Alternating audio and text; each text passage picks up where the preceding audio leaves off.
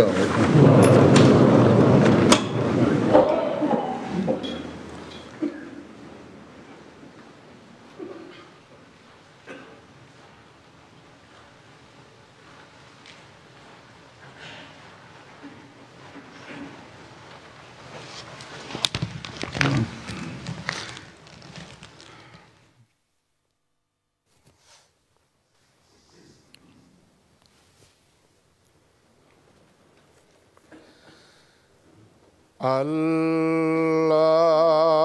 الله أكبر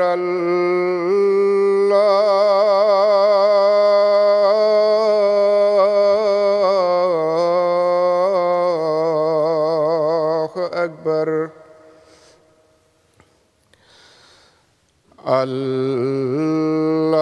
الله أكبر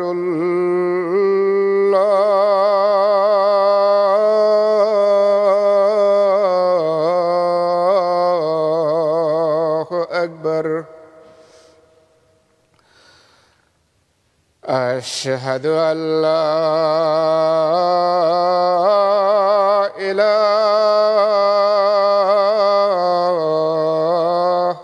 إلا الله أشهد أن لا إله إلا الله أشهد أن محمدًا رسول الله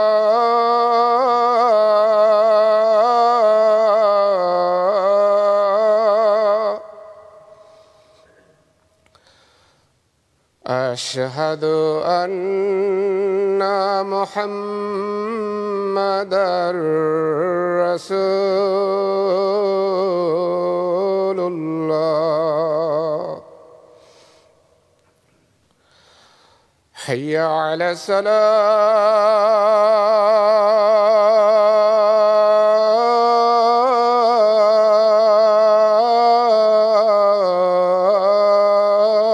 الصلاة حي على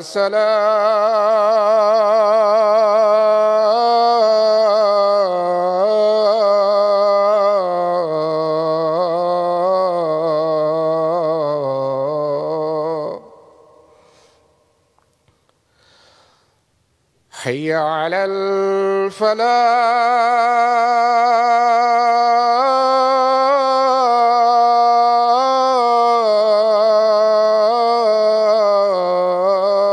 الفلاح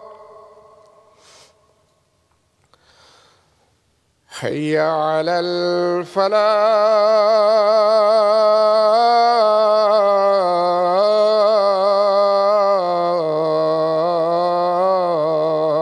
الفلاح الله أكبر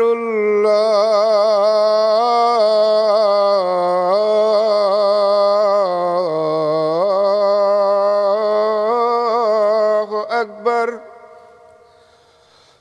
لا إله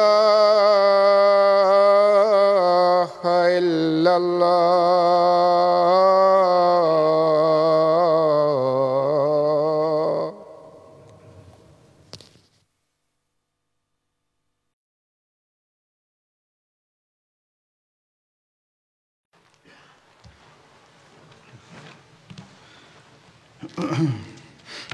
السلام عليكم ورحمة الله.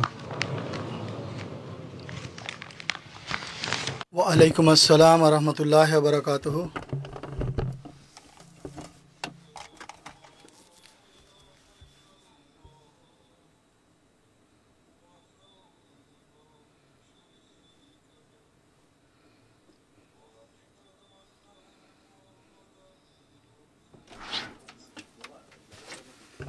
أما بعد فأعوذ بالله من الشيطان الرجيم بسم الله الرحمن الرحيم الحمد لله رب العالمين الرحمن الرحيم مالك يوم الدين إياك نعبد وإياك نستعين اهدنا الصراط المستقيم صراط الذين أنعمت عليهم غير المغضوب عليهم ولا الضالين আমিন।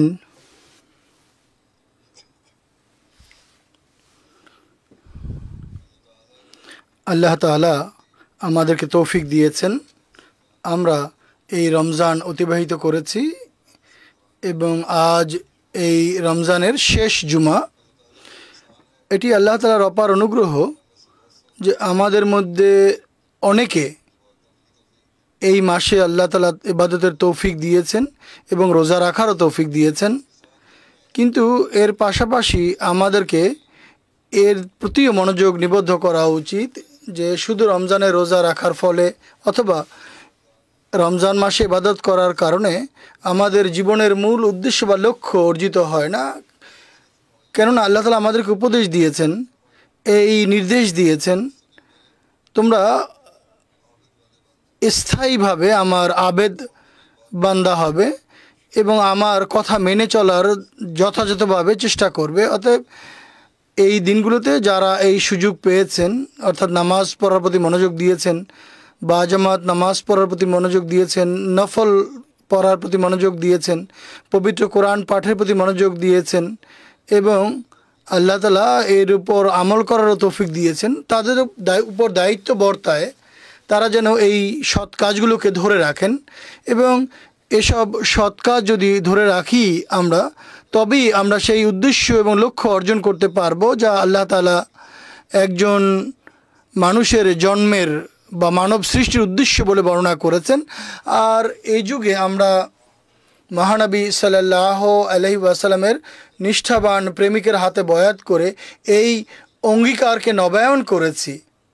কাজেই এর উপর আমল করার জন্য, এগুলো পালন করার জন্য আমাদের সর্বাত্মক প্রচেষ্টা জারি রাখতে হবে এবং আজও এবং রমজানের বাকি যে 2 দিন 3 দিন বা অথবা 2 দিন রয়ে গেছে এই দিনগুলোতেও এই দোয়া করতে থাকা উচিত, আল্লাহ তাআলা যেন আমাদেরকে এই রমজানের কল্যাণের কারণে ভবিষ্যতেও এই পুণ্য বা এই সৎ কাজগুলো করার তৌফিক দান করেন, আমিন।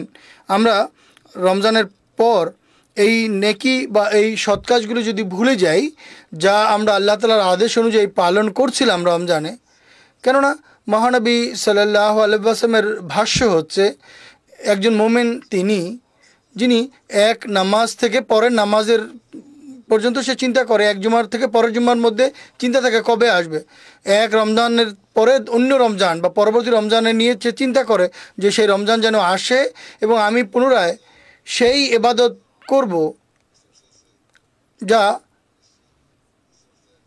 এই সময়কালে সেই সৎ কাজগুলো আমি করতে থাকি যা করার আল্লাহ তাআলা আমাকে আদেশ দিয়েছেন।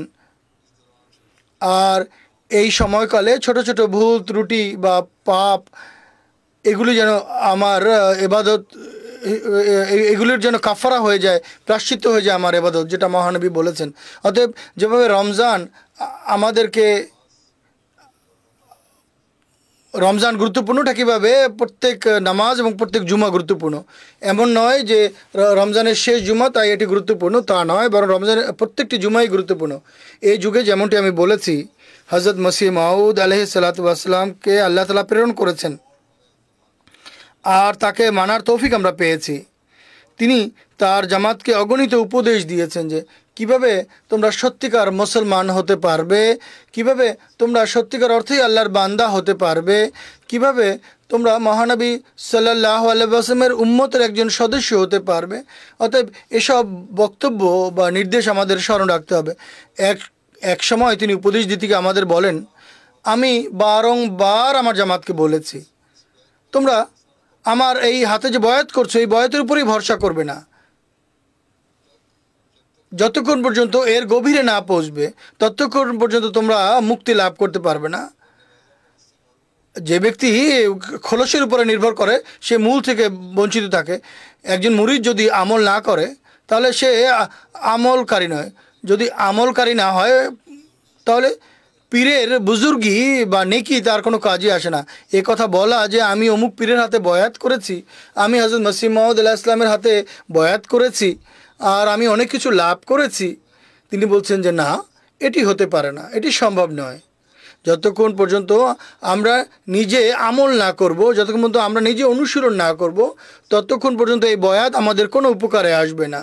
একইভাবে এর উপমা দিয়েছেন, উদাহরণ দিয়েছেন, যেভাবে কেউ যদি কোনো ডাক্তারের কাছে যায় আর তিনি যদি কোনো ব্যবস্থাপত্র দেন, প্রেসক্রিপশন নিয়ে তিনি রেখে দেন নিজের কাছে, এই প্রেসক্রিপশন তার কোনো উপকারে আসবে না।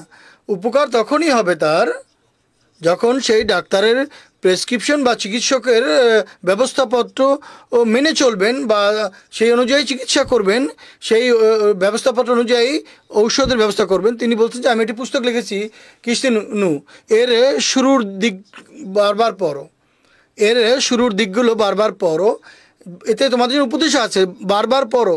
আর এই উপদেশের উপর যখন আমল করবে তারপর তোমাদের জীবন এভাবে পরিচালিত করার চেষ্টা করবে যেভাবে আল্লাহ এবং তার রসুল সাল্লাল্লাহু আলাইহি ওয়াসাল্লামের আদেশ অনুযায়ী। এতে বিভিন্ন আদেশ নিষেধ লিপিবদ্ধ আছে। এগুলি যখন তোমরা দেখবে আর এগুলোর উপর আমল করবে, সেটি তোমাদের সফল জীবনের নিশ্চয়তা দিবে। এগুলোই তোমাদের বয়াতের জন্য উপকারী সাব্যস্ত হবে। তিনি বলছেন, আল্লাহ তাআলা বলেছেন, সেই ব্যক্তি সফলতা লাভ করেছে যে পবিত্র হয়েছে, অর্থাৎ কাদ আফলাহা মান যাক্কাহা, যে নিজের আত্মাকে পরিশুদ্ধ করেছে সে নিজের লক্ষ্য অর্জন করেছে, অভিষ্ট অর্জন করেছে। যখন এর উপরে আমল করবে তবেই তোমাদের লাভ হবে, তবেই তোমাদের উপকার হবে। তিনি উদাহরণ দিতে গিয়ে বলেছেন, হাজার হাজার চোর আছে, ব্যভিচারী আছে, মদ্যপায়ী আছে, বদমাশ আছে, এবং তারাই দাবি করে যে আমরা মহানবী সাল্লাল্লাহু আলাইহি ওয়াসাল্লামের উম্মতেরই সদস্য। কিন্তু সত্যিকার অর্থেই কি তারা উম্মতের সদস্য? তারা কি একথা বলার অধিকার রাখে যে মহানবী সাল্লাল্লাহু আলাইহি ওয়াসাল্লামের উম্মতের সদস্য আমরা? তিনি বলেন যে না, আদৌ নয়, এটি হতে পারে না। সেই ব্যক্তি উম্মতি যিনি তার শিক্ষামালার উপরে পরিপূর্ণরূপে আমল করছেন। যে ব্যক্তি ইমানের শর্তাবলী মেনে চলে না, সে নিজেকে উম্মতের সদস্য বলে দাবি করতে পারে না। এটি মহানবী সাল্লাল্লাহু আলাইহি ওয়াসাল্লামের জন্য দুর্নামের কারণ। অতএব এসব বিষয় আমাদের সদা মনে রাখতে হবে যে আমরা নিজেদের কর্মকে সে অনুযায়ী সাজাতে হবে যা ইসলামী শিক্ষামালা, যা আল্লাহ তাআলার আদেশ নিষেধ। কেননা মহানবী সাল্লাল্লাহু আলাইহি ওয়াসাল্লাম আমাদেরকে বলেছেন, আর যার প্রতি হযরত মসিহ মাউদ আলাইহিস সালাম এই যুগে আমাদের দৃষ্টি আকর্ষণ করেছেন। তিনি আলাইহিস সালাম এক জায়গায় বলেছেন, এই জামাতে যে প্রবেশ করেছো তাহলে তোমাদেরকে এর শিক্ষার উপরে আমল করতে হবে। তিনি বলছেন জামাতে অন্তর্ভুক্ত হওয়ার পর অনেক কষ্ট পেতে হয়, যদি কষ্ট না পেলে সওয়াবের আশা তো দুরাশা।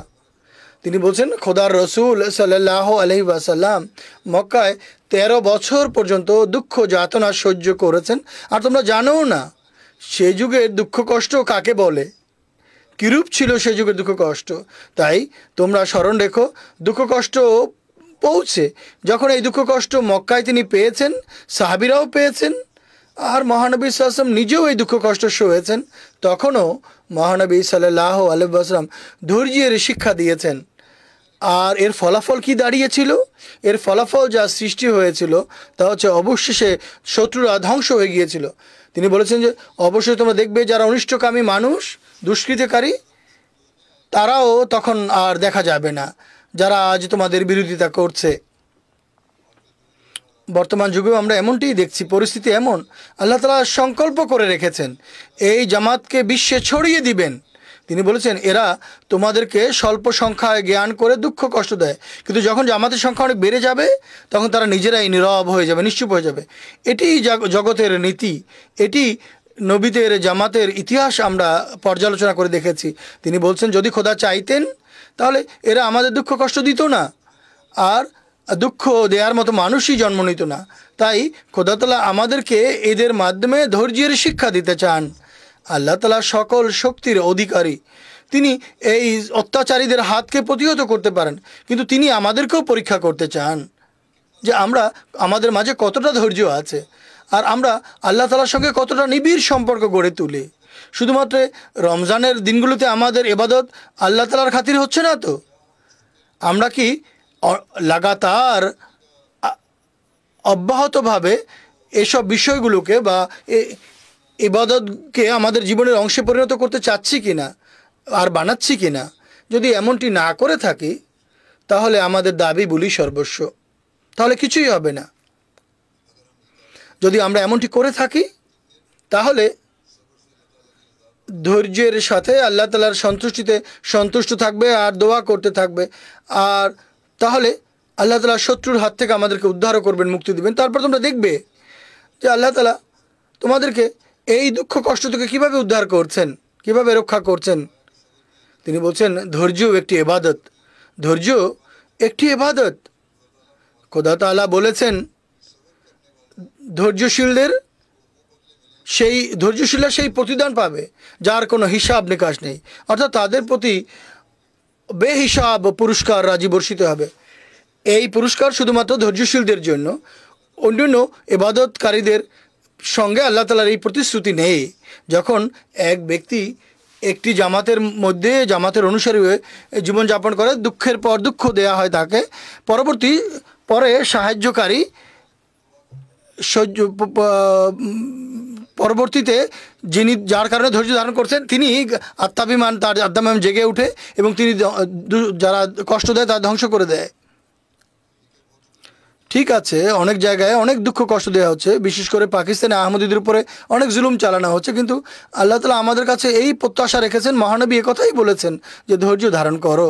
শুধু এটি নয় যে আমরা শুধুমাত্র এই রমজানে দোয়া করেছি তাই যথেষ্ট, তা নয়, বরং আমাদেরকে এই দোয়া এবং এই সৎ কাজগুলোকে নিজেদের জীবনের স্থায়ী অংশে পরিণত করতে হবে, তবেই আমাদের জন্য এগুলো কল্যাণ বয়ে আনবে।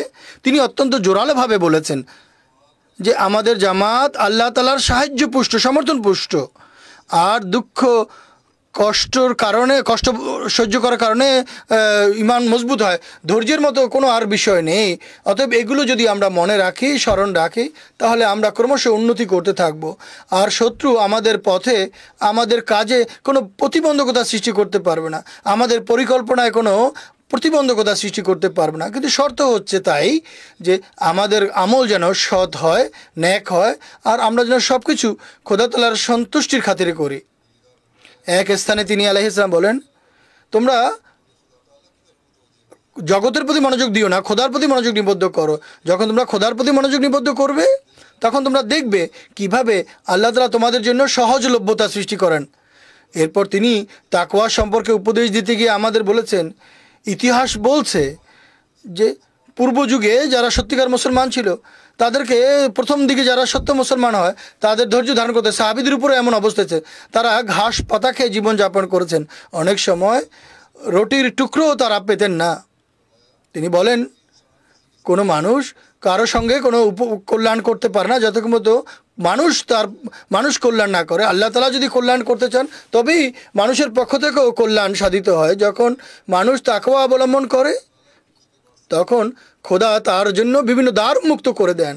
তোমাদের ধারণা এটি যে মানুষ তোমাদের কোনো উপকারে আসবে, কোনো কাজে আসবে, কিন্তু যদি আল্লাহ তাআলার ইচ্ছা এটি না হয় যে মঙ্গল হোক তোমাদের, তাহলে তোমরা হাজার চেষ্টা করলেও মানুষ তোমাদের জন্য কোনো মঙ্গল করবে না। সৎ পথে পরিচালিত হওয়ার জন্য আল্লাহ তাআলার প্রতি বিনত হওয়া, সমর্পিত হওয়া আবশ্যক, যখন তার সন্তুষ্টি লাভ হবে। আর যখন আমরা তাকওয়ার পথে বিচরণ করব তখনই আল্লাহ তাআলা তার কৃপার দ্বার আমাদের জন্য উন্মুক্ত করে দেবেন ইনশাআল্লাহ। এই জন্য তিনি আলাইহিস সালাম বলেন, আল্লাহ তাআলার প্রতি সত্যিকার ঈমান আনয়ন করো, এর ফলে সব কিছুই তোমরা লাভ করবে। কারণ আল্লাহ তাআলা বলছেন, মাইয়াত্তাকিল্লাহ ইয়াজআল লাহু মাখরাজান ওয়া ইয়ারযুকহু মিন হাইসু লা ইয়াহতাসিব।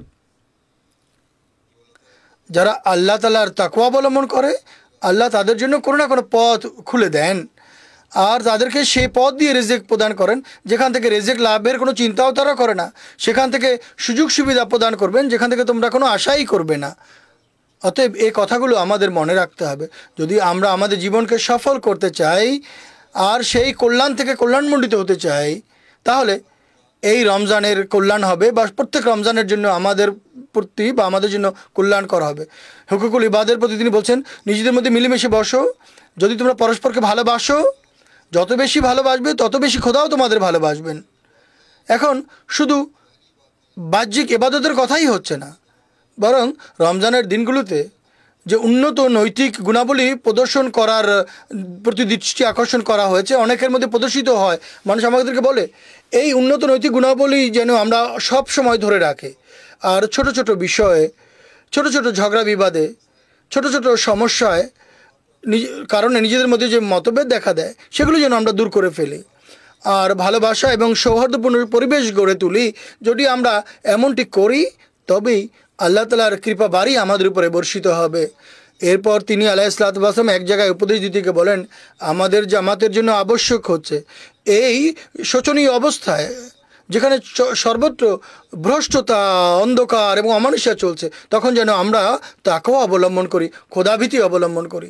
দেখুন, পৃথিবীতে বর্তমানে এমন কোন মাধ্যম নেই যা মানুষকে পথভ্রষ্টতার দিকে নিয়ে যাওয়ার জন্য ব্যবহৃত না হচ্ছে। সব ধরনের মিডিয়া বা প্রচার মাধ্যম সব ধরনের চেষ্টা করছে, তারা সবাই এই কাজেই রত, মানুষকে কীভাবে পথভ্রষ্ট করা যায়। পৃথিবীতে সব মাধ্যম আমরা পথভ্রষ্টতা, ধ্বংস এবং অন্ধকার, অমানুষ্য এবং আল্লাহ থেকে দূরে সরিয়ে দেওয়ার আমরা মাধ্যম দেখতে পাই। এমন পরিস্থিতিতে আমাদের দায়িত্ব, আমাদের কাজ, যারা আমরা এই দাবি করি যে আমরা এই যুগে ধর্মের নবায়নের লক্ষ্যে এবং ইসলামের পুনর্জাগরণের লক্ষ্যে মসিহ মাউদ আলাইহিসসালাতু ওয়াস সালামকে মেনেছি, আমাদের দায়িত্ব আমরা যেন এগুলো থেকে বেঁচে চলার চেষ্টা করি। আত্মবিশ্লেষণ করে দেখিও না, আত্মজিজ্ঞাসা করে দেখুন আমাদের মধ্যে কতজনের থেকে বেঁচে থাকছি। যুবক, যারা বড় বয়সের, নারী, শিশু, প্রত্যেকের আত্মজিজ্ঞাসা করা উচিত। আমরা বলি যে বিশ্বের এই অবস্থা বর্তমানে, আল্লাহ তাআলার নির্দেশাবলীর কোনো মর্যাদাই নেই, মানুষের অধিকার খর্ব করা হচ্ছে, আল্লাহ তাআলা কী উপদেশ দিয়েছেন তার প্রতি কোনো ভ্রুক্ষেপই নেই। তিনি বলেন, জগৎ এবং জগতের কাজের প্রতি অনেক বেশি আমরা সীমাহীনভাবে আমরা নিমগ্ন হয়ে গেছি। যদি আমরা আত্মজিজ্ঞাসা করি তাহলে আমাদের মাঝেও আমরা এটিই দেখতে পাবো যে জগৎ পূজায় আমরা অনেক বেশি নিমগ্ন হয়ে আছি।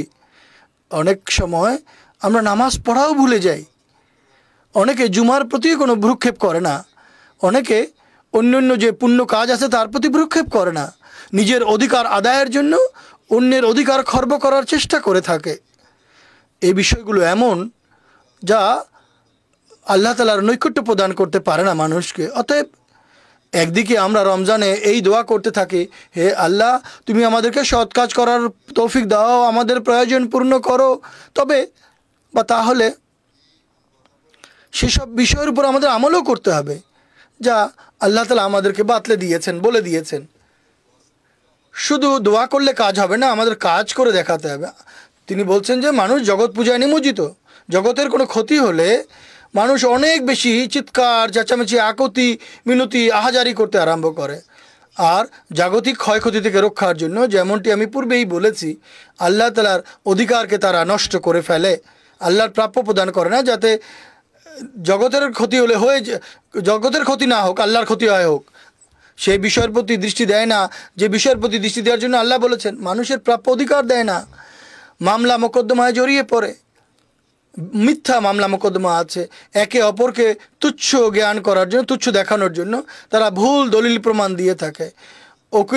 উকিলদের কথায় পড়ে, উকিলদের কথায় সায় দিয়ে তারা মিথ্যা দলিল প্রমাণ দিতে আরম্ভ করে, আর উকিলরাও মিথ্যা দলিল প্রমাণ, যুক্তি প্রমাণ দেওয়ানোর চেষ্টা করে, মিথ্যা সাক্ষ্য প্রমাণ দেওয়ার চেষ্টা করে। এমন পরিস্থিতিতে কিভাবে এটি সম্ভব যে আল্লাহ তাআলা আমাদেরকে সঙ্গ দিবেন? যদি আল্লাহ তাআলার সঙ্গ পেতে হয় তাহলে আবশ্যক হচ্ছে আমরা যেন পুণ্যের প্রতি মনোযোগ নিবদ্ধ করি আর আল্লাহ তাআলার আদেশাবলীর প্রতি আমল করার, অনুশীলন করার চেষ্টা করি। তিনি বলছেন, যতক্ষণ পর্যন্ত দুর্বল থাকে তখন আর গুনার প্রতি মন যায় না, যতক্ষণ পর্যন্ত দুর্বলতা আছে তখন গুনাহ করে না। আল্লাহ তাআলার প্রতি তখন মানুষ মনোযোগ নিবদ্ধ রাখে। কিন্তু যখনই সুযোগ পায় মাথা চাড়া দেয়, তড়িৎ মাথা চাড়া দেয় এবং গুনার প্রতি নিবদ্ধ হয়ে যায়। যখন স্বাচ্ছন্দ্য আসে, সহজলভ্যতা আসে, তখন ভুলে যায় যে আল্লাহ তাআলা আমাদেরকে স্বাচ্ছন্দ্য দিয়েছেন, সুযোগ সুবিধা দিয়েছেন। এর পূর্বে আমাদের কি অবস্থা, শোচনীয় অবস্থা ছিল। আল্লাহ তাআলার প্রতি কৃতজ্ঞতার দাবি হচ্ছে আমরা যেন সেসব পুণ্য ধরে রাখি, আর আল্লাহ এবং বান্দার প্রাপ্য অধিকার খর্ব করার কখনোই চেষ্টা না করি। আমাদের দুর্বলতার সময় আমরা যে পুণ্য করেছিলাম সেই পুণ্য যেন সবসময় করতে থাকে। যদি অধিকার খর্ব করো তার অর্থ হচ্ছে সত্যিকার তাকওয়া নেই তোমার মাঝে। তিনি বলেছেন সত্যিকার তাকওয়া থাকলে এমন অপকর্ম মানুষ করতেই পারে না। তিনি আলাইহিস সালাম বলেন হাদিসের অনেক অংশ আছে এবং হাদিসের অনেক বরকত আছে, কিন্তু হৃদয়, ঈমান এবং নিজেদের যে ব্যবহারিক অবস্থা একেবারে শূন্য। বড় বড় কথা বলে ঠিকই, হাদিসের কথা বলে, কিন্তু ব্যবহারিক অবস্থা আর ঈমান একেবারেই নেই যে এই বিষয়ের উপরে, এই নির্দেশের উপরে আমল করতে হবে। তিনি বলছেন আল্লাহ তাআলা আমাকে এই জন্য আবির্ভূত করেছেন আমি যেন পুনরায় মানুষের মাঝে এইসব বিষয় সৃষ্টি করি। খোদা তাআলা যখন দেখেন যে ক্ষেত্র, ময়দান একেবারে শূন্য, তখন তার ঈশ্বরত্ব এটি একেবারেই চায়নি যে এই ময়দান খালি থাকবে আর মানুষ দূরে থাকবে। তাই এর মোকাবেলায় আল্লাহ তাআলা একটি নতুন জাতি, জীবিতদের একটি নতুন জাতি সৃষ্টি করতে চান। তাই আমাদের তবলিগ করতে হবে যে যদি যেন তাকওয়ার জীবন অর্জিত হয়। তাই আমরা নতুন জাতি সৃষ্টি হয়েছি, হযরত মসিহ মাউদের হাতে বয়াত করেছি। তাই আমাদেরকে তাকওয়ার সম্মত জীবন যাপন করতে হবে এবং তাকওয়ার উপর পরিচালিত হওয়া উচিত। তিনি বলছেন তাকওয়া এমন বিষয় নয় যা শুধুমাত্র বুলি সর্বস্ব কথায় অর্জিত হয়ে যাবে, কেননা শয়তান মানুষকে প্ররোচিত করে, প্রলুব্ধ করে। শয়তান তাকওয়াশীলদেরকেও প্রলুব্ধ করে, শয়তান মানুষকে প্রলুব্ধ করে এবং তাকওয়াশীলদেরকেও অনেক সময় প্ররোচিত করে। তাই তিনি দৃষ্টান্ত দিয়েছেন যে যদি সামান্য একটু মিষ্টি কোথাও রাখা হয় সেখানে অগণিত পিঁপড়া এসে যায়, যদি কোথাও মিষ্টি বা চিনি রাখেন সেখানে পিঁপড়া জমা হয়ে যায়। এই একই অবস্থা হচ্ছে শয়তানি কার্যক্রমের, আর এর ফলেই মানুষের দুর্বল অবস্থা প্রকাশ পেয়ে যায়, দুর্বল অবস্থার কথা জানা যায়। অর্থাৎ মানুষের দুর্বল অবস্থা কি মানুষ মনে করে আমরা অনেক নেক, আমাদের তাকওয়ার অবস্থা উন্নত, কিন্তু শয়তান তার উপর আক্রমণ করে। তখন জানা যায় যে শয়তান এর আক্রমণ থেকে তুমি নিজেকে রক্ষা করতে পারো নি, তুমি শয়তানের আক্রমণের সময় আল্লাহ তাআলার নিরাপত্তার চাদরে আবৃত হতে পারো নি। তিনি বলেন যদি খোদা তাআলা চাইতেন তাহলে মানুষের মাঝে এমন দুর্বলতা তিনি রাখতেনই না। কেউ যদি সামান্য কোনো পুণ্য কাজ করে তাহলে সে বলে আমি তো অনেক বড় কিছু হয়ে গেছি, যেমনটি আমি বললাম। এটি সত্যিকার তাকওয়া নয়, এটি প্রকৃত তাকওয়া নয়। এটি এমন তাকওয়া যাদের উপরে শয়তান আক্রমণ করে থাকে, সেভাবে আক্রমণ করে যেভাবে তিনি দৃষ্টান্ত দিয়েছেন যে যখন কোনো মিষ্টি জিনিসের উপরে, মিষ্টি বস্তুর উপরে পিঁপড়ার স্তূপ হয়ে যায়, ঠিক একইভাবে শয়তানও তাকে প্ররোচিত করার জন্য আক্রমণ করে, তার মস্তিষ্কে এটি ঢুকানোর জন্য যে তুমি অনেক পুণ্যবান। তখন মানুষের অবস্থা এমন হয় যে সে ধীরে ধীরে পুণ্য থেকে দূরে সরে যায়, তার মধ্যে অহংকার জন্ম নেয়। যেমনটি তিনি বলেছেন তাকওয়ার উপর পরিচালিত ব্যক্তিদের খুব ভেবেচিন্তে পদক্ষেপ নেওয়া উচিত। আর যখন মানুষ বিষয় জানতে পারে যে সকল শক্তির উৎস একমাত্র খোদা তাআলার সত্তা, কোনো নবী এবং রসুলের কাছে এই শক্তি নেই যে তিনি নিজের কাছ থেকে এই শক্তি দিতে পারেন। নবী এবং রসুলের মাধ্যমে মানুষ বরকত লাভ করে, তাদের শিক্ষার মধ্যে বরকত আছে, কিন্তু শক্তি একমাত্র আল্লাহ তাআলার হাতেই রয়েছে। আর নবী এবং রসুল্লাহ সেই শক্তি দিকে নিয়ে যান যে আল্লাহ তাআলার সঙ্গে মিলিত হও। আর এই শক্তি যখন আল্লাহর পক্ষ থেকে মানুষ লাভ করে তখন এর মধ্যে পরিবর্তন আসে, অর্থাৎ সেই ব্যক্তির মধ্যে পরিবর্তন আসে। তাই এই জন্য প্রয়োজন হচ্ছে তোমরা দোয়া করো। আর নামাজই এমন এক পুণ্য যার ফলে শয়তানি দুর্বলতা দূরীভূত হয়, আর এর নামই দোয়া, অর্থাৎ নামাজের নামই দোয়া। শয়তান চায় মানুষ যেন এই নামাজ পড়ার ক্ষেত্রে দুর্বলতা দেখায়, কেননা সে জানে যত বেশি সংশোধন মানুষ করবে এর মাধ্যমে, অর্থাৎ নামাজের মাধ্যমেই করবে। অতএব এই জন্য পবিত্র পরিচ্ছন্ন হওয়া শর্ত। যতক্ষণ মানুষের মধ্যে আবর্জনা বা নোংরামি থাকবে ততক্ষণ পর্যন্ত শয়তান তাকে ভালোবাসে। অতএব পবিত্র পরিচ্ছন্ন পরিশুদ্ধ হওয়ার জন্য নামাজ পড়া হচ্ছে শর্ত। আর এই রমজানে আমরা এই লাভবান হয়েছি, নামাজ নিয়মিত পড়েছি, নিয়মিত নামাজের প্রতি মনোযোগ দিয়েছি, নফলের প্রতি মনোযোগ দিয়েছি। তো এর ফলে শয়তান থেকে তোমরা বাঁচবে। এবং যদি তাকওয়ার উপর পরিচালিত হতে হয় তাহলে এর জন্য আবশ্যকীয় শর্ত হচ্ছে ইবাদতের প্রতি মনোযোগ নিবদ্ধ করো, সেই ইবাদত যা সুন্দরভাবে আদায় করতে হয়, যা আল্লাহ তাআলার নির্দেশ অনুযায়ী পড়া হয়, করা হয়, পালন করা হয়, যার মধ্যে কোনো ধরনের লৌকিকতা এবং লোক দেখানো ভাব না থাকে। যখন এমন বৈশিষ্ট্য তোমাদের মাঝে গড়ে উঠবে তখন মানুষ সর্বদা শয়তানের আক্রমণ থেকে নিরাপদ থাকবে আর আল্লাহ তাআলার নিরাপদ আশ্রয় থাকবে। এরপর তিনি তাকওয়া সম্পর্কে কথাও বলেছেন যে মুত্তাকি হওয়ার জন্য আবশ্যক হচ্ছে বড় বড় বিষয়, ব্যভিচার, চুরি, অধিকার খর্ব করা, লোক দেখানো, পাপ, অন্যকে ছোট করে দেখা, কৃপণতা, এই ধরনের বড় বড় পাপ পরিহার করে এর মোকাবেলায় আখলাকে ফাজেলা, উন্নত নৈতিক গুণাবলী অবলম্বন করা ইবাদতের জন্য আবশ্যক হচ্ছে, তাকওয়ার জন্য আবশ্যক হচ্ছে। বড় বড় যে পাপ আছে তার থেকে দূরে থাকবে, নোংরা যে চরিত্র আছে তার থেকে নিজেদের মুক্ত করো। কিন্তু শুধু এতটুকুই যথেষ্ট নয়, বরং উন্নত নৈতিক গুণাবলী তোমাদের মাঝে যদি সৃষ্টি হয়, এটি হচ্ছে আসল তাকওয়া। শুধুমাত্র নোংরামি দূর করে পুণ্যের উপর পরিচালিত হওয়া, এটি হচ্ছে সত্যিকার তাকওয়া। মন্দ স্বভাবকে পরিত্যাগ করে ভালো স্বভাব অবলম্বন করা, এটি হচ্ছে সত্যিকার তাকওয়া। শুধুমাত্র পাপ থেকে বেঁচে থাকার নামই তাকওয়া নয়, বরং পাপ থেকে মুক্ত থেকে সৎকর্ম করা বা নেকি অবলম্বন করা, এটি হচ্ছে তাকওয়া। পাপ মুক্ত হয়ে নেকি করা হচ্ছে তাকওয়া।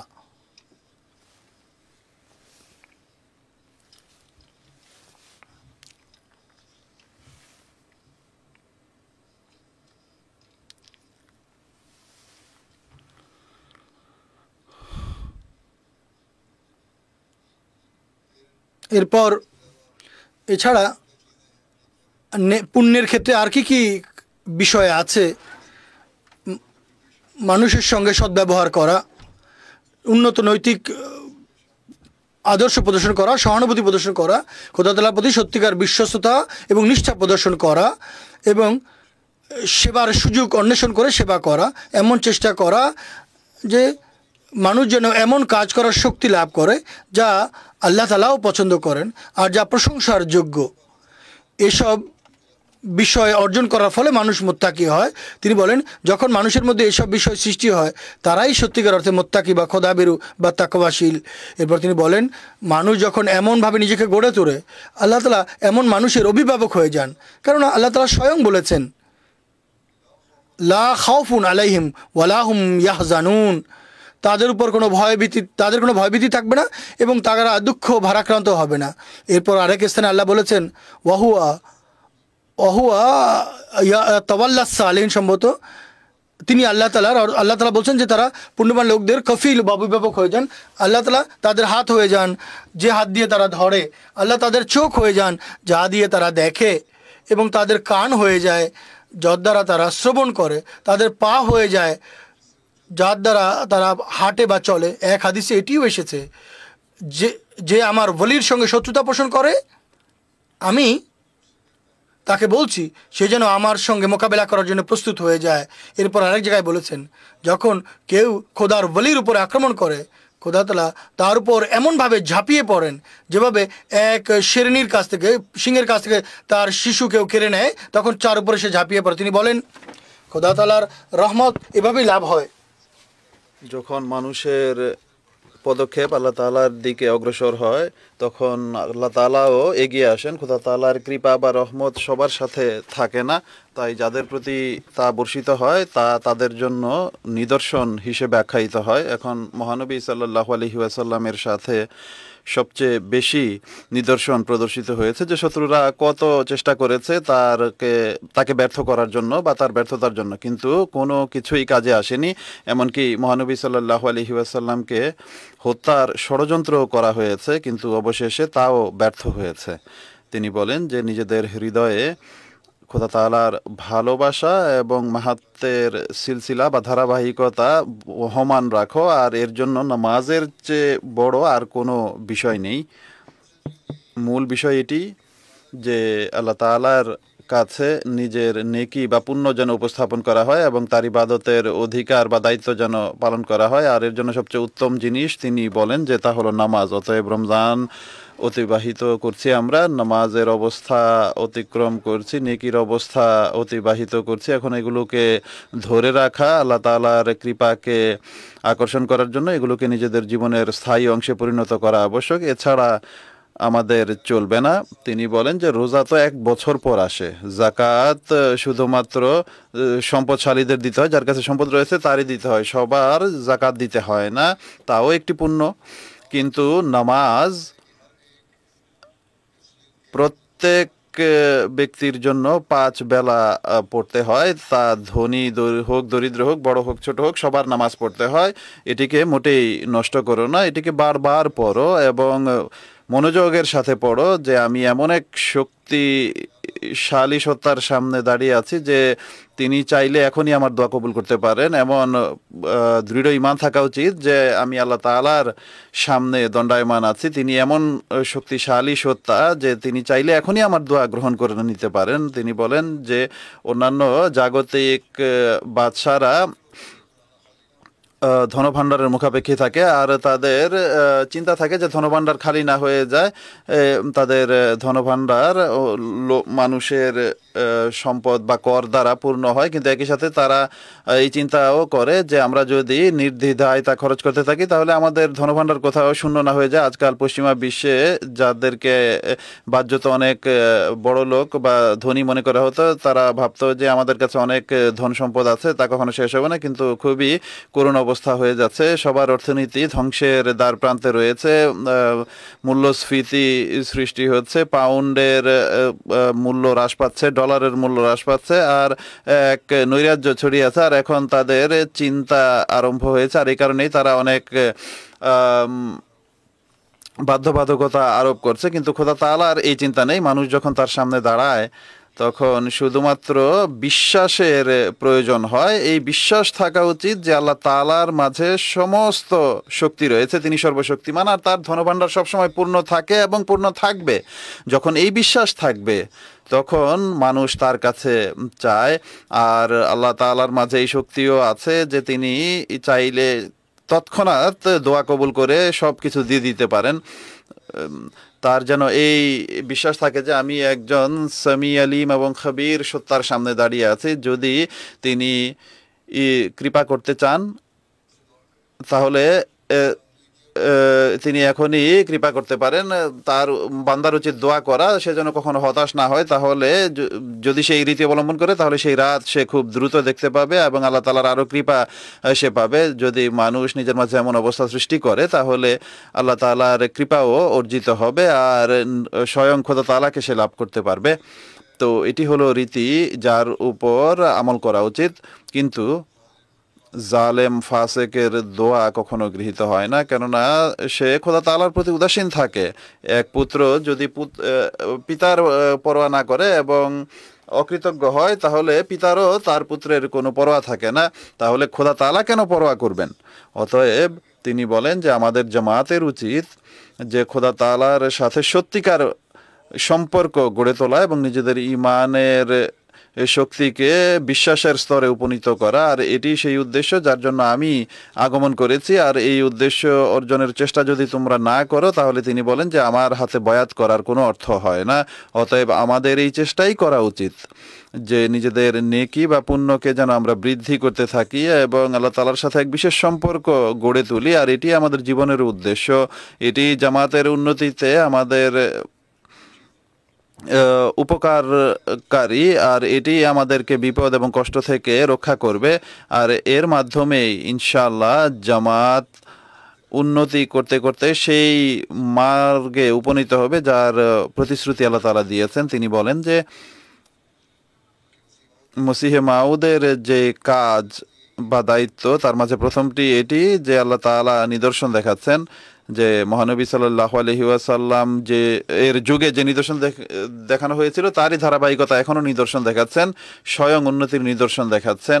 আর এখনও তিনি তা দেখিয়ে চলেছেন যেন আল্লাহ তাআলা এটি প্রমাণ করেন যে আল্লাহ তাআলা আমাদের দোয়া শ্রবণকারী এবং তার উত্তরও তিনি প্রদান করেন, আর আমাদের সাথে তার সাহায্য এবং সহায়তা রয়েছে। এরপর আল্লাহ তাআলা বলেন যে দ্বিতীয় যে উদ্দেশ্য তা হলো এই যে খোদা তাআলার সাথে বান্দাদের সম্পর্ক যেন সৃষ্টি হয়, অর্থাৎ আমার আগমনের দ্বিতীয় উদ্দেশ্য। যদি এক কাজ হলো আল্লাহ তাআলার যা তিনি মহানবী সাল্লাল্লাহু আলাইহি ওয়াসাল্লামের সাথে প্রতিশ্রুতি দিয়েছেন আর তা তিনি দিচ্ছেন। দ্বিতীয়ত আল্লাহ তাআলা আমাদের উপর দায়িত্ব অর্পণ করেছেন যে আমরা যেন তার শুকরগুজার বা কৃতজ্ঞ বান্দা হই এবং তার ইবাদতের দায়িত্ব পালনকারী হই এবং নিজেদের ঈমানের ক্ষেত্রে উন্নয়ন সাধনকারী হই।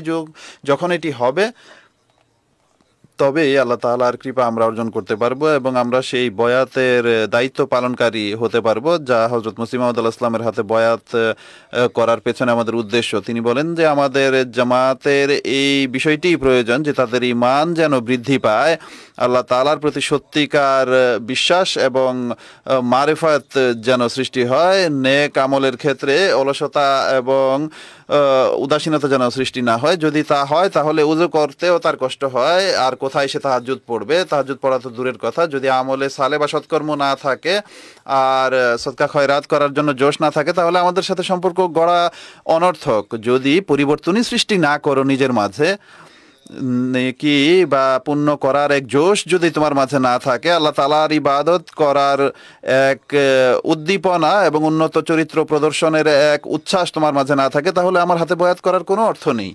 তিনি বলেন যে আমাদের জামাতে তারাই প্রবেশ করে যারা আমাদের শিক্ষাকে নিজেদের কর্মপন্থা হিসেবে গ্রহণ করে এবং নিজেদের চেষ্টা এবং সামর্থ্য দ্বারা তার উপর আমল করে, কিন্তু যে তা করে না সে যেন স্মরণ রাখে যে খোদা তাআলা এই জামাতকে এক বিশেষ জামাত বানানোর ইচ্ছা করেছেন, আর কোনো ব্যক্তি শুধুমাত্র নাম লেখানোর মাধ্যমে জামাতে থাকতে পারবে না।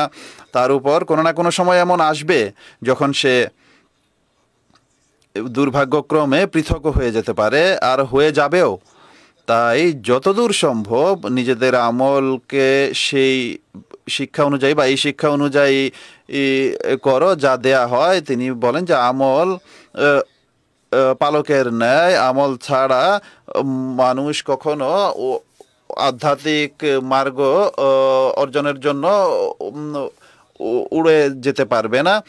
যেভাবে পাখি উড়ে আর এক স্থান থেকে অন্য স্থানে যাওয়ার জন্য তার পালকের বা ডানার প্রয়োজন হয়, তো আল্লাহ তাআলা বলেন যে মানুষ ঐশী মার্গ অর্জনের জন্য উড়ে যেতে পারবে না এবং উন্নত মান অর্জন করতে পারবে না যা আল্লাহ তাআলা তার জন্য নির্ধারণ করেছেন। তিনি বলেন যে পাখির মাঝে এই বোধ থাকে না, পাখির মাঝে এই বোধ থাকে এবং তার মস্তিষ্ক এই ভরসা রাখে, আর যদি তা না থাকে তাহলে সে তার ডানাকে ব্যবহার করতে পারবে না। যেমন উদাহরণস্বরূপ মৌমাছি কিভাবে মধু সংগ্রহ করতে হয় তা জানে, অনুরূপভাবে কবুতর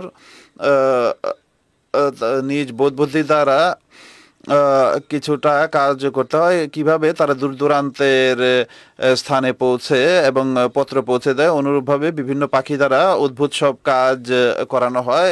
অতএব সর্বপ্রথম যা আবশ্যক তা হলো মানুষ যেন নিজের বোধ বুদ্ধিকে কাজে লাগায় এবং মনে করে যে যে কাজ আমি করছি তা আল্লাহ তাআলার নির্দেশের অধীনে এবং তার সন্তুষ্টির জন্য হচ্ছে কিনা। যখন এটি সে দেখবে এবং এই বোধ খাটাবে তখন তার হাতকে কাজে লাগানো আবশ্যক। এরপর ব্যবহারিকভাবে নিজেদের হাত চালনা করা আবশ্যক। প্রথমে যেন এটি মনে করে যে এটি নেকির কাজ, এটি আমার করতে হবে, এর ভালো ফলাফল হবে, এটি আল্লাহ তাআলার ইচ্ছার অনুযায়ী কিনা। এরপর যেন তার উপর আমল করে, কোনো অলসতা বা উদাসীনতা যেন প্রদর্শন না করে। হ্যাঁ, এটি দেখা আবশ্যক যে সঠিক শিক্ষা যেন হয়। কখনো এমনও হয় যে শিক্ষা সঠিক হয়ে থাকে কিন্তু মানুষ নিজের অজ্ঞতা বা অন্য কারো দুষ্টামি এবং ভুল বলার ফলে সে প্রতারিত হয়। শয়তান অনেক সময় তাকে প্রতারণা দেয়, আর সেই একই শিক্ষা তার জন্য প্রতারণার কারণ হয়ে যায়। তাই এটি খুবই আবশ্যক এক আহমদীর জন্য যেন সে নিজের আমল করার জন্য আল্লাহ তাআলার নৈকট্য অর্জনের জন্য চেষ্টা করে, আর এটি চিন্তা করে এবং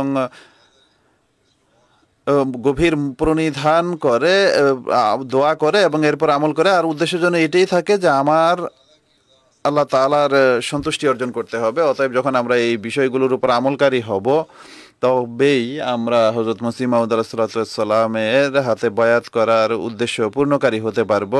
অপর এক স্থানে তিনি ইবাদতের মান উন্নত করার নসিহত করতে গিয়ে এটিও বলেছেন যে আল্লাহ তাআলার ভালোবাসার পূর্ণ অংশ নাও আর প্রকৃত তৌহিদের মাধ্যমে প্রতিষ্ঠিত হবে। আর এর জন্য যেখানে তোমরা এই স্বীকারোক্তি দাও যে আমরা আল্লাহ তাআলাকে ভালোবাসি, তার তৌহিদ প্রতিষ্ঠা করতে চাই, সেখানে এর সত্যায়ন করাও আবশ্যক।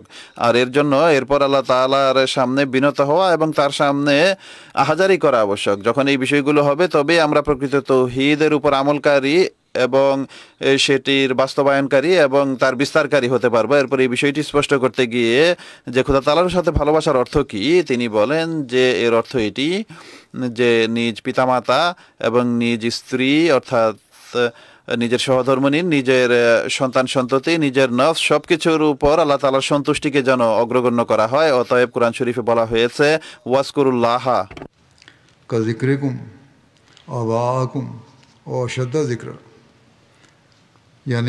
অর্থাৎ আল্লাহ তাআলাকে এমনভাবে স্মরণ করো যেভাবে তোমরা নিজেদের পিতাকে স্মরণ করো, বরং তার চেয়ে অধিক এবং আরো উন্নত মানের ভালোবাসার সাথে স্মরণ করো। তিনি বলেন যে এখানে এই বিষয়টিও প্রণিধানযোগ্য যে খোদা তাআলা এই শিক্ষা প্রদান করেননি যে তোমরা খোদা তাআলাকে পিতা বলে ডাকো, বরং তিনি এটি শিখিয়েছেন যে খ্রিস্টানদের মতো এই ধোকায় যেন না নিপতিত না হয় যে আর খোদা তাআলাকে পিতা বলে ডাকা আরম্ভ না করো। যদি কেউ বলে যে পিতার চেয়ে কম পর্যায়ের ভালোবাসা হয়েছে, তাও এটিকে দূর করার জন্য আসাদ্দা যিকরা বলা হয়েছে। আসাদ্দা যিকরা যদি বলা না হতো তাহলে আপত্তি হতে পারতো, কিন্তু এখন তার সমাধানও আল্লাহ তাআলা দিয়ে দিয়েছেন যে বরং তার পিতামাতার চেয়েও অধিক স্মরণ করো। তিনি বলেন যে প্রকৃত তৌহিদকে প্রতিষ্ঠা করার জন্য আবশ্যক হলো খোদা তাআলার ভালোবাসার পূর্ণ অংশ গ্রহণ করা। আর এই ভালোবাসা ততক্ষণ প্রমাণিত হতে পারে না যতক্ষণ আমলের ক্ষেত্রেও পরিপূর্ণ না হবে। শুধু মুখ দ্বারা কোনো কিছুই প্রমাণ হয় না। কেউ যদি চিনি বা মিশ্রির নাম নেয় তাহলেই তার মুখ মিষ্টি হয়ে যায় না। শুধু নাম নিলেই তার মুখে মিষ্টি চলে আসে না। মিষ্টির নাম নিলে মুখে মিষ্টি চলে আসে না। যদি মৌখিকভাবে কারো বন্ধুত্ব এবং তার প্রতি বিশ্বস্ততার দাবি করে কিন্তু সময় মতো তার সাহায্য বা সহযোগিতা না করে বা সাহায্য করতে অস্বীকার করে, তাহলে সত্যিকার বন্ধুত্ব প্রমাণিত হয় না। অনুরূপভাবে আল্লাহ তাআলার তৌহিদের শুধুমাত্র মৌখিক স্বীকারোক্তি দেয়া এবং তার সাথে ভালোবাসারও শুধু মৌখিক স্বীকারোক্তি দেয়া কোনো কল্যাণ বয়ে আনে না, বরং এর জন্য আমলের অংশটির অধিক প্রয়োজন। শুধু মৌখিক স্বীকারোক্তির কোনো মূল্য নেই আমি এটি বলছি না। তিনি বলেন যে এর সাথে আমলের সত্যায়ন থাকাও আবশ্যক। এই জন্যই বলা হয়েছে যে খোদার পথে নিজেদের জীবন উৎসর্গ করো, আর এটি প্রকৃত ইসলাম, এটি সেই উদ্দেশ্য যার জন্য আমাকে প্রেরণ করা হয়েছে। অতএব যারা এই প্রশ্রবণের কাছে আসে না, যা খোদা তাআলা এই উদ্দেশ্যে প্রবাহিত করেছেন, সে অবশ্যই দুর্ভাগা থাকবে।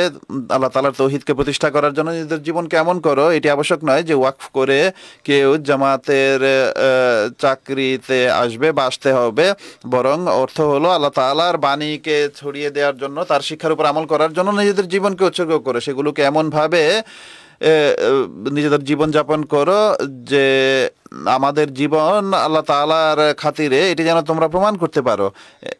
তিনি বলেন যে এই উদ্দেশ্যকে অনুধাবন করো যে আমরা শুধু জগৎ অর্জনের জন্য আসিনি, বরং হযরত মসিহ মাউদ আলাইহিসসালামের হাতে বয়াত করে আমরা আল্লাহ তাআলার তাওহীদকে পৃথিবীতে প্রতিষ্ঠা করা এবং তার বিস্তার করার জন্য সম্ভাব্য সকল চেষ্টা করব। আর যখন এই চিন্তা চেতনা থাকবে তখন জামাতের প্রতিটি সদস্য নিজেদের ভূমিকাও পালন করবে আল্লাহ তাআলার তাওহীদের পতাকা পৃথিবীতে উড্ডীন করার জন্য, পৃথিবীতে বিস্তার করার জন্য এবং মহানবী সাল্লাল্লাহু আলাইহি ওয়াসাল্লামের পতাকা তুলে সবাইকে সমবেত করার জন্য চেষ্টাও করবে। অতএব এই রমজানে যেখানে আমরা এই অঙ্গীকার করেছি যে আমরা ইবাদতের প্রতি মনোযোগী হব এবং উন্নত চরিত্র অবলম্বনের প্রতি মনোযোগ দিব, নেকি করার প্রতি মনোযোগ দিব, আল্লাহ তাআলার তাওহীদ প্রচারের প্রতি মনোযোগী হব, তখন এর জন্য আমাদের চেষ্টাও করতে হবে। আর এই চেষ্টা শুধু এই রমজান শেষ হওয়ার সাথেই শেষ হয়ে যাওয়া উচিত নয়, বরং সারা বছরই তা চলমান থাকা উচিত। যদি তা সারা বছর জুড়ে চলমান থাকে তবেই আমরা সেই উদ্দেশ্য অর্জনকারী হতে পারবো যা আমাদের জীবনের উদ্দেশ্য। আর যদি তা না হয় তাহলে খোদা তাআলার নির্দেশের উপর, তার রসুলের নির্দেশের উপর আমল করে আমরা যে মুসলিম ইসলামের হাতে বয়াত করেছি তাও অর্থহীন হবে, আর সেই উদ্দেশ্য আমরা অর্জন করতে পারবো না এবং সেসব কথা বা সেসব বিষয় থেকে আমরা কল্যাণমণ্ডিত হতে পারবো না যা তার হাতে বয়াত করার ফলে আমরা লাভ করতে পারি। অতএব সর্বদা আমাদের এই দিকে দৃষ্টি রাখা উচিত যে আমরা বয়াত করে একটি বিশেষ পরিবর্তন নিজেদের মাঝে সৃষ্টি করব বা সৃষ্টি করতে হবে। আর এই রমজানের যে দোয়া করেছে, যে নেকিসমূহ অর্জন করেছে, সেগুলোকে নিজেদের জীবনের স্থায়ী অংশ করার চেষ্টা করতে হবে। হযরত মসিহ মাউদ আলাইহিসসালাম এক স্থানে বলেন যে যদি দুনিয়াদারদের মতো থাকো তাহলে এতে কিছুই লাভ হবে না। তোমরা আমার হাতে তওবা করেছো, আমার হাতে তওবা করা এক মৃত্যুর দাবি করে যেন তোমরা নতুন জীবনে এক নতুন জন্ম লাভ করতে পারো। বয়াত যদি আন্তরিকভাবে না হয় তাহলে এর কোনো ফল লাভ হবে না। আমার হাতে বয়াত করা আন্তরিক স্বীকারোক্তি চাই। অতএব যে সত্যিকার হৃদয়ে আমাকে গ্রহণ করেন, নিজেদের গুনাহ থেকে সত্যিকার তওবা করে গফুরুর রহিম খোদা তার গুনাহকে অবশ্যই ক্ষমা করবেন।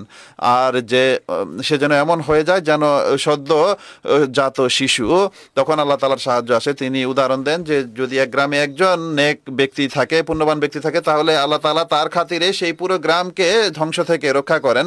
কিন্তু যখন ধ্বংস চলে আসে তখন সবার উপর তা আসে, কিন্তু তবুও তিনি নিজ বান্দাদের কোনো না কোনোভাবে রক্ষা করেই থাকেন।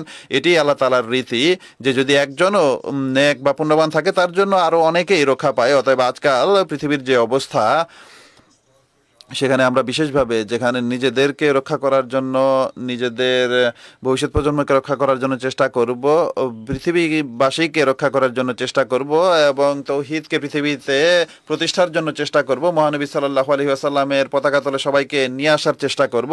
সেখানে এর জন্য আমাদের নিজেদের মাঝে এক বিশেষ পরিবর্তন এক স্থায়ীভাবে সৃষ্টি করতে হবে এবং স্থায়ীভাবে দোয়াকে নিজেদের জীবনের অংশ করে নিতে হবে যেন আমরা নিজেদেরকেও সুরক্ষিত করতে পারি এবং জগৎবাসীকেও সুরক্ষিত করতে পারি। কেননা জগৎ খুব দ্রুত ধ্বংসের দিকে এগিয়ে যাচ্ছে, আর আল্লাহ তাআলা চাইলে পৃথিবীর সংশোধনের জন্য এমন উপকরণ সৃষ্টি করতে পারেন যে আল্লাহ তাদের হৃদয়কে এই দিকে ফিরিয়ে দেবেন এবং তারা এই ধ্বংস থেকে রক্ষা পাবে। আর ধ্বংস আসলেও আল্লাহ তাআলা মুমিনদেরকে, ইমানদারদেরকে তা থেকে রক্ষা করবেন এবং তা থেকে রক্ষা পাওয়ার জন্য আবশ্যক হলো আমরা যেন নিজেদের আমল দ্বারা আমাদের আমলকে আমরা এমনভাবে করি, এমনভাবে যেন আমরা নিজেদের জীবনকে সাজাই যে আল্লাহ তাআলা যেন আমাদের প্রতি কৃপা করেন, আল্লাহ করুন আমরা যেন এর সত্যিকার অনুধাবন নিজেদের মাঝে সৃষ্টি করতে পারি যে কিভাবে আমাদের জীবনযাপন করতে হবে, কিভাবে আল্লাহ তাআলার সাথে আমাদের সম্পর্ক সৃষ্টি করতে হবে, কিভাবে তাকওয়ার পথে আমরা অগ্রসর হব, কিভাবে উন্নত চরিত্র আমরা প্রদর্শন করব, কিভাবে আমরা তাওহীদকে পৃথিবীতে প্রতিষ্ঠিত করব এবং কিভাবে পৃথিবীবাসীকে আমরা ধ্বংস থেকে রক্ষা করব, কিভাবে নিজেদেরকে জগতের ধ্বংস এবং আক্রমণ থেকে আমরা রক্ষা করব। আর যখন এই বিষয়গুলো হবে আর এই অনুধাবন আমাদের মাঝে সৃষ্টি হবে, তবেই আমরা হযরত মসিহ মাউদ আলাইহিসসালামের হাতে বয়াত করার দায়িত্ব পালনকারীও হব। খোদা তাআলা করুন আমরা যেন এই বয়াতের দায়িত্ব পালনকারী হই এবং এই রমজান আমাদের জন্য বরকতের কারণ হয়, আমাদেরকে নিয়ে যে কৃপা ও কল্যাণে ধন্য করেন। আর আমাদের রমজানের পরে আগমনকারী এই দিনগুলো এবং পুরো বছর এবং আগামী রমজান পর্যন্ত সমস্ত সময় আমরা যেন সেই দায়িত্ব পালন করতে পারি। আল্লাহ তাআলা আমাদের সেই তৌফিক দান করুন।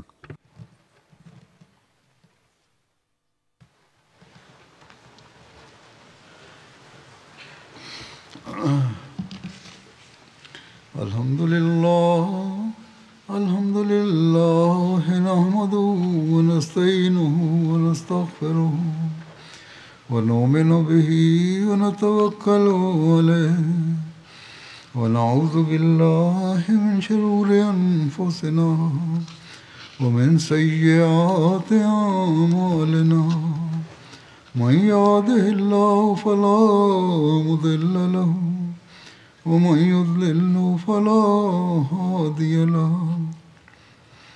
ونشهد أن لا إله إلا الله ونشهد أن محمدا عبده ورسوله عباد الله رحمكم الله إن الله يأمر بالعدل والإحسان وإيتاء ذي القربى وينهى عن الفحشاء والمنكر والبغي يعظكم لعلكم تذكرون اذكروا الله يذكركم وادعوه يستجب لكم ولذكر الله أكبر